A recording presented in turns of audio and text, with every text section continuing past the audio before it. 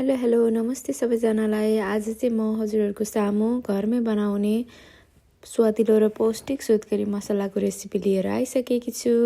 त्यसैगरी अब चाहिँ म अघि ठिक पारेर राखिएको मेथी, लौंग, सुकमेल, मरिचलाई चाहिँ लो फ्लेममा रोस्ट गर्छु।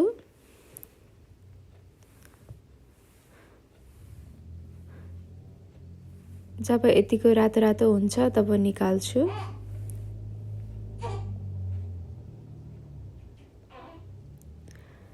त्यसैगरी मसँग छ नेपाली सुप, यसलाई पनि म हल्का रोस्ट गर्छु।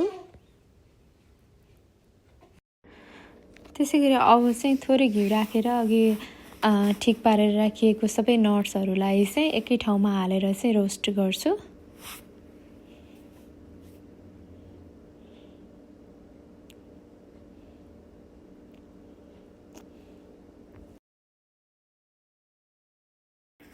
त्यसैगरी अब चाहिँ म गुँद फ्राई गर्छु। गुँदलाई चाहिँ अलि धेरै घिउ राखेर फ्राई गर्नुपर्ने हुनेछ, किनभने थोरै घिउ राख्यो भने चाहिँ यो मजाले फुल्न पाउँदैन। सो अलिकति धेरै घिउ राखेर फ्राई गरेको राम्रो हुनेछ।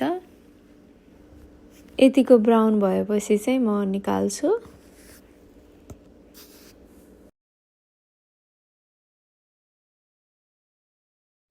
अब त्यसपछिको काम भनेको चाहिँ अघि रोस्ट गरेर राखिएको नट्स र मसलाहरूलाई चाहिँ पालै पिलो ग्राइन्ड गर्ने। मैले चाहिँ यतिको खस्रो खस्रो बनाएँ।